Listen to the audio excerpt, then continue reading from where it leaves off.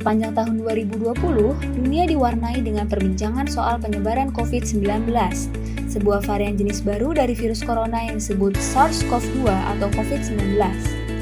Virus ini mendadak menjadi teror mengerikan bagi masyarakat dunia, terutama setelah merenggut nyawa ratusan orang hanya dalam waktu 2 pekan. Virus corona merupakan jenis virus yang diidentifikasi sebagai penyebab penyakit pada saluran pernapasan dan merupakan penyakit yang dapat ditularkan antara hewan dan manusia. Pada akhir 2019, virus ini diketahui pertama kali terdeteksi di pasar hewan dan makanan laut di kota Wuhan, Tiongkok. Setelah hampir 2 bulan, virus ini mewabah. Akhirnya pada 30 Januari 2020, Organisasi Kesehatan Dunia (WHO) menyatakan darurat global terhadap virus corona. Kepala WHO, Tedros Adhanom Ghebreyesus mengatakan situasi darurat bukan karena penyebaran virusnya di Tiongkok, melainkan karena sudah menyebar luas ke banyak negara. COVID-19 telah menyebar ke 185 negara dan wilayah, menginfeksi lebih dari 100 juta orang dan membunuh lebih dari 2 juta orang secara global sejak muncul pertama kali di kota Wuhan, China akhir tahun lalu. Sejak kasus pertama diumumkan di Indonesia pada awal Maret 2020, berdasarkan data Satuan Tugas Penanganan COVID-19, sampai saat ini sudah terdapat lebih dari 1 juta kasus positif corona. Pandemi COVID-19 juga telah membawa dampak yang sangat signifikan pada perekonomian dan pada akhirnya berimbas pada sektor ketenagakerjaan. Sekretaris Jenderal Kementerian Ketenagakerjaan Anwar Sanusi menjelaskan total pekerja Indonesia yang terkena dampak pandemi sekitar 2.146.667 orang, baik pekerja sektor formal maupun informal. Hal ini disampaikan saat menyampaikan paparan dalam forum ASEAN-US Dialogue on Trade and Labor melalui sambungan video Rabu 3 Februari 2021. Tidak ada yang menyangka pandemi COVID-19 akan bermuara pada ancaman krisis multidimensi. Persoalan yang bermula dari sektor kesehatan meluas pada sektor ekonomi hingga politik. Tak ada pilihan selain bergerak bersama untuk mengantisipasi dampak yang timbul akibat pandemi. Peran penting kini berada di tangan setiap lapisan masyarakat. Jika masyarakat disiplin mematuhi protokol kesehatan, maka hal ini sangat membantu untuk mengurangi penyebaran COVID-19. Setahun pandemi COVID-19 mewabah, pihak berwenang di seluruh dunia menerapkan langkah-langkah menghadapinya dengan berbagai ikhtiar. Segala daya dan upaya yang telah dilakukan ternyata belum juga membuat statistik penularan virus corona 19 menurun. Vaksin untuk menangkal penyakit yang disebabkan virus corona jenis baru COVID-19 menjadi harapan bagi setiap negara yang terpapar penyakit mematikan ini. Vaksin ini diharapkan memberikan kekebalan dalam tubuh agar warga tidak terpapar virus corona. Ahli virus sekaligus Dirut RS Unair, Prof. Dr. Nasronuddin, SPD, KPTI, Vinasim menjelaskan manfaat dari vaksin COVID-19. Menurutnya, vaksin akan merangsang sel tubuh manusia dan bisa mencegah virus masuk. Vaksin itu tujuannya memberikan kekebalan pada individu yang mendapatkan vaksin. Suntikan vaksin itu dihadapkan akan menginduksi atau merangsang sel tubuh manusia, terutama sel B untuk memproduksi imunoglobulin. Sehingga individu memiliki kekebalan pada SARS-CoV-2. Kalau ada SARS-CoV-2 masuk, bisa ditanggulangi dengan kekebalan tubuh manusia.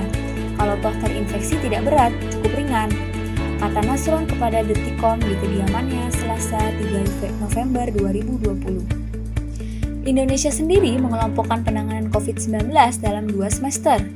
Sepanjang semester pertama 2020, pemerintah Indonesia telah menerapkan berbagai upaya dan kebijakan penanganan COVID-19 dengan titik berat pada sektor kesehatan. Melanjutkan apa yang sudah dilakukan pada semester pertama 2020, pemerintah terus melakukan upaya menghentikan laju kenaikan kasus pada semester 2 2020 dengan memperluas cakupan strategi, yakni memasukkan penanganan dampak COVID-19 di bidang ekonomi. Untuk mendukung strategi penanganan COVID-19, pemerintah menganggarkan dana sebesar 695,2 triliun pada tahun 2020. Dari jumlah tersebut, sebesar 87,55 triliun dialokasikan untuk bidang kesehatan. Pengendalian pandemi COVID-19 pada tahun 2021 akan memprioritaskan pada penyediaan dan pemberian vaksin pada seluruh masyarakat Indonesia. Juru bicara Satgas Penanganan COVID-19, Prof. Wiku Adhisa Smito menyampaikan pemerintah terus mengikuti perkembangan vaksinasi yang telah dilakukan beberapa negara di dunia, seperti Inggris, Amerika Serikat, dan Kanada yang telah melakukan vaksinasi di tahun 2020. Jelasnya dalam agenda keterangan pers COVID-19 refleksi akhir tahun 2020 dan menuju 2021 di Gedung BNPB Kamis 31 Desember 2020 dan juga disiarkan kanal YouTube Sekretaris Presiden. Pemerintah diketahui sudah mengonfirmasi pemesanan 329,5 juta dosis vaksin COVID-19 dari berbagai produsen. Seluruhnya berasal dari luar negeri atau impor. Pemerintah lewat Kementerian Kesehatan, Kemenkes, telah menetapkan jenis vaksin yang resmi digunakan untuk program vaksinasi nasional, baik vaksinasi yang dibiayai pemerintah maupun vaksinasi mandiri. Hal ini tertuang dalam Keputusan Menteri Kesehatan nomor HK.01.07/Menkes/9860/2020 tentang penetapan jenis vaksin untuk pelaksanaan vaksinasi coronavirus disease 2019. Dalam kurung COVID-19. Dikutip dari Antara, Sabtu, 9 Januari 2021, vaksin pertama sekaligus paling besar berasal dari perusahaan farmasi Cina Sinovac sebanyak 125,5 juta dosis. Vaksin impor kedua didatangkan dari pabrikan vaksin Amerika Serikat Kanada Novavax sebesar 50 juta dosis. Ketiga dari kerjasama multilateral WHO dan Aliansi Vaksin Dunia COVAX GA5 sebesar 50 juta dosis. Keempat, pemerintah Indonesia juga mengimpor vaksin dari pabrikan Inggris AstraZeneca sebanyak 50 juta dosis. Dan kelima, perusahaan farmasi gabungan Jerman dan Amerika Serikat Pfizer Biotech sebanyak 50 juta. Sejauh ini, target vaksinasi di Indonesia menyasar 181,5 juta orang. Dengan kebutuhan dosis vaksin sekitar 426 juta dosis. Dikutip dari SK Dirjen Pencegahan dan Pengendalian Kementerian Kesehatan nomor 02.02/1/2021 tentang petunjuk teknis pelaksanaan vaksinasi dalam rangka penanggulangan COVID-19. Tahapan pelaksanaan vaksinasi COVID-19 dilaksanakan mulai dari Januari 2021 sampai Maret 2022. Perjalanan program pemulihan COVID-19 tidak semudah yang dibayangkan. Berita-berita hoax muncul secara gencar dan dengan pengemasan yang sedemikian rupa membuat masyarakat percaya. Kementerian Komunikasi dan Informatika, Kemkominfo mencatat sejak 23 Januari 2020 sampai 1 Februari 2021 menemukan ada 1.402 kasus hoax terkait COVID-19. Khusus untuk vaksin, Kemkominfo menangani 97 temuan hoax terkait vaksin COVID-19 hingga 1 Februari 2021. Dr. Antonius Malau, MSI, Koordinator Pengendalian Internet Ditjen Aptika, Kemkominfo menyampaikan, Kemkominfo melakukan inisiatif untuk melawan konten-konten ini mulai dari hulu sampai hilir. Di hulu kita memperkuat kapasitas masyarakat melalui program literasi digital yang kita sebut siberkreasi. Tujuannya adalah untuk membekali masyarakat dengan keterampilan untuk mengetahui dan memilih konten yang benar. Paparnya dalam keterangan pers yang diselenggarakan Komite Penanganan COVID-19 dan Pemulihan Ekonomi Nasional KPCPEN Selasa 2 Februari.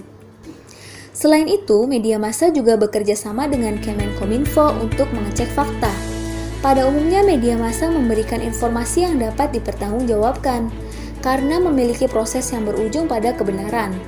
Bekerja sama dengan platform media sosial pun kami melakukan pendekatan, cek fakta dan memberikan literasi digital kepada masyarakat. Papar Antonius Malau.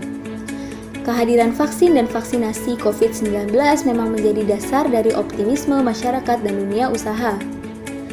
Vaksin akan menghambat penularan COVID-19, meningkatkan kepercayaan diri masyarakat untuk kembali bekerja dan meningkatkan produktivitas, yang pada akhirnya akan mendorong pemulihan ekonomi.